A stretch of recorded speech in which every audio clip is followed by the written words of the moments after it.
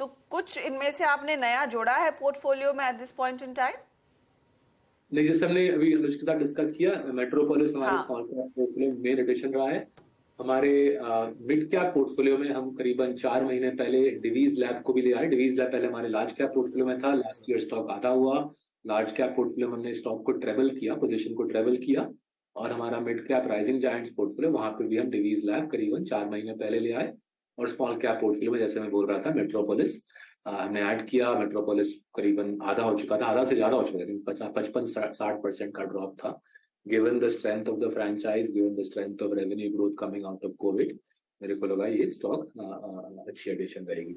So overall India में निवेश का माहौल अच्छा है, इकोनॉमी में स्ट्रेंथ है। And the sorts of company, जिन कंपनीज का हम डिस्कशन कर रहे हैं, इनका मेरे ख्याल से रेवेन्यू और profit momentum and cash flow momentum जबरदस्त रहेगा for several years to come. Saurabh, alkyl amines अभी भी आपके पोर्टफोलियो में है या वहां से आप एग्जिट कर चुके हैं? नहीं जी, बिल्कुल है। इनफैक्ट लास्ट ईयर थोड़ी पोजीशन बढ़ाई दी थी। अगेन स्ट्रेट फॉरवर्ड है, राइट। अल्काइल अमीन्स का जो रॉ मटेरियल है वो दवाई के अंदर जाता है। जब आप सिरप फॉर्म में लेते हो कोई भी दवाई, जो सोल्यूशन है वो अल्काइल अमीन्स का, एलिफैटिक अमीन्स है। केवल 2 प्रोड्यूसर्स है इंडिया में। एक साउथ इंडिया में जो थोड़ा छोटा है अल्काइल अमीन्स, जो वेस्टर्न इंडिया में है। बहुत हार्ड है इस सेक्टर में प्रवेश करना, लाइसेंसिंग है, हैजर्डस प्रोडक्ट है, ट्रिकी साइंस है।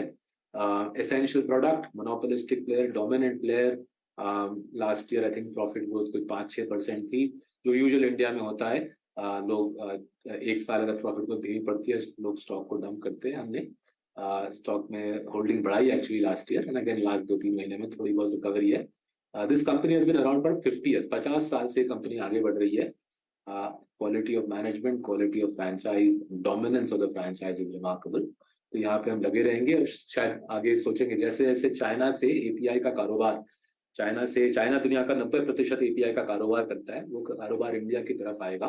विशाल इंडस्ट्री है, अगर वो इंडस्ट्री इंडिया की तरफ आई, हमारे ख्याल से अल्काइल अमीन्स को और प्रोत्साहन मिलेगा और बढ़ावा मिलेगा। ओके।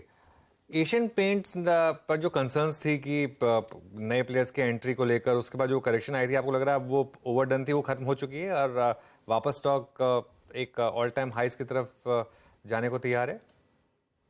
देखिए अनुज, आई थिंक ये कंसर्न्स पहले भी आ चुके हैं। मेरे को याद है 12-13 साल पहले शर्विन विलियम्स, दुनिया का सबसे बड़ा पेंट प्रोड्यूसर, आया, $1-2 बिलियन जलाए एशियन पेंट्स के फ्रेंचाइज पे, कोई असर नहीं पड़ा। 3-4 साल पहले आई थिंक जेएसडब्ल्यू पेंट्स का प्रवेश हुआ, अभी जैसे राशन की बात चल रही है, ये कंसर्न्स चलते रहेंगे। एशियन पेंट्स की जो फ्रेंचाइज की स्ट्रेंथ है, हम उस स्ट्रेंथ को काफी करीबी से मॉनिटर करते हैं। एशियन पेंट्स की जो फ्रेंचाइज की स्ट्रेंथ है, उसके भरोसे हम इन्वेस्टेड हैं। लोगों के कंसर्न्स या कहानियों के भरोसे हम इन्वेस्टेड नहीं है। और जो फ्रेंचाइज का दम है, एशियन पेंट्स की जो फ्रेंचाइज का दम है, उसके बलबूते पे वॉल्यूम ग्रोथ की बात कर रहा हूँ, कुछ 16-17% पे चल रहा है। क्लियरली पेंट इंडस्ट्री तो 16-17% पे ग्रो कर ली नहीं, उसका मतलब मार्केट शेयर गेन्स धनाधन आ रही है एशियन पेंट्स का। और इसलिए हमारा पोजीशन इस कंपनी में अभी भी बड़ा पोजीशन है और ज्यादा लोगों की कहानियों से हम इफेक्टेड नहीं होते। अगर स्टॉक सस्ती होती है, कभी कभी स्टॉक सस्ती होती है, हम पोजीशन को एक्चुअली बढ़ावा देते हैं। एक और स्टॉक जो आपके पोर्टफोलियो में रहा है और and you been very proudly owning it, Titan, यहाँ से आगे किस तरह के प्रोस्पेक्ट्स देखने को मिलेंगे सौरभ, और क्या इस तरह के और आइडियाज आपने कुछ आइडेंटिफाई किए हैं या कर रहे हैं? देखिए हर्षिता, जो हमारे देश की कमाल का, मतलब मेरे ख्याल से जो ज्वेलरी परचेजेस है इंडिया का, एक रिमार्केबल स्टोरी है। हमारे अनुमान से करीबन 4% जीडीपी हर साल, 4% जीडीपी मतलब $100 बिलियन हमारे देश के लोग खर्चा करते हैं ज्वेलरी के ऊपर। Titan is the largest jeweller, but फिर भी सिर्फ केवल 8% शेयर है। टाइटन ने 20 साल में 1200 गुना रिटर्न दिया है। Both business and stock price करीबन हर 3 साल डबल होती है। एंड हमारे ख्याल से हेडरूम मैसिव है। जैसे जैसे फॉर्मलाइजेशन होगा इस विशाल ज्वेलरी सेक्टर का, जैसे जैसे ब्लैक टू व्हाइट होगा, छोटा ज्वेलर मेरे ख्याल से पीछे रह जाएगा। और both physical retailing of jewellery, मतलब दुकान में ज्वेलरी की रिटेलिंग, और ऑनलाइन रिटेलिंग कैरेट लिंक के माध्यम से इस कंपनी का मुकाबला करना काफी टफ है। उसके साथ ही साथ इनका जो साड़ीज का बिजनेस है, they are the largest retailer of both spectacles and saris now. Spectacles में, चश्मे में ऑलरेडी प्रॉफिटेबिलिटी आ चुकी है, साड़ीज में हमारे ख्याल से they are on their way to profitability. 2 विशाल सेक्टर है, चश्मा और साड़ीज। ये लोग फॉर्मलाइज करेंगे उन दोनों सेक्टरों को जिस प्रकार से ज्वेलरी को फॉर्मलाइज किया। सो $40-45 बिलियन की मार्केट कैप है, मेरे ख्याल से शुरुआत है ये टाइटन की। जो 1200 गुना लास्ट 20 साल में मिला है, वो शुरुआत है। अगले 10-15 साल में ये company upper middle Claas India के जिंदगी का अहम हिस्सा बनके और कमा के देगी शेयर होल्डर्स को। अब मैं आपसे टेक्नोलॉजी पर एक राय लेना चाहूंगी सौरभ। कंसिडरिंग ये एक स्पेस रही है जहां पर हम सब ने वो चेंज देखा है, you know, from regular pure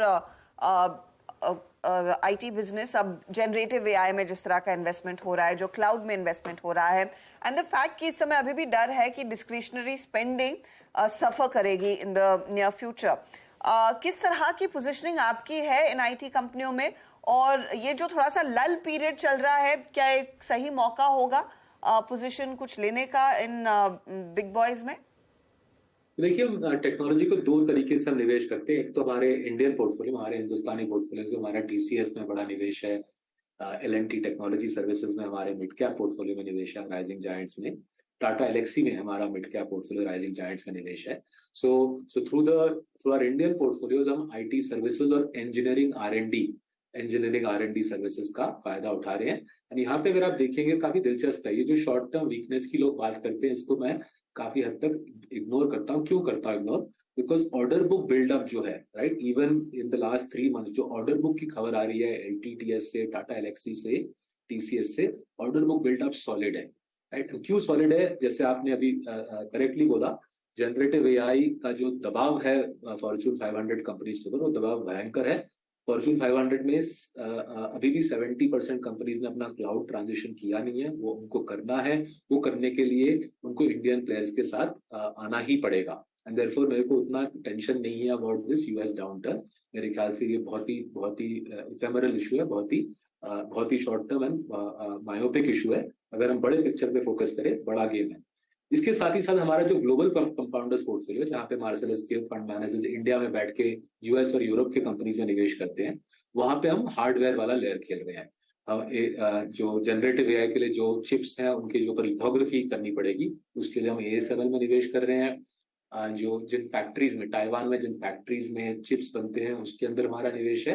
and finally अगर आप एप्पल जैसे कंपनी को ले या माइक्रोसॉफ्ट जैसे कंपनीज को ले, जो एआई का भरपूर फायदा उठाएंगे, वहां पे भी हमारा निवेश है। सो एआई का जो रेवोल्यूशन है वो बहुत महत्वपूर्ण है अगले 10-15 साल के लिए।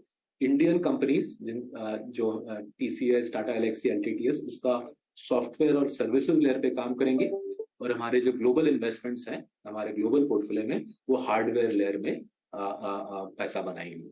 बिल्कुल। सौरभ, शुक्रिया जुड़ने के लिए आज हमारे साथ और ये सारे स्टॉक्स पर बात करने के लिए।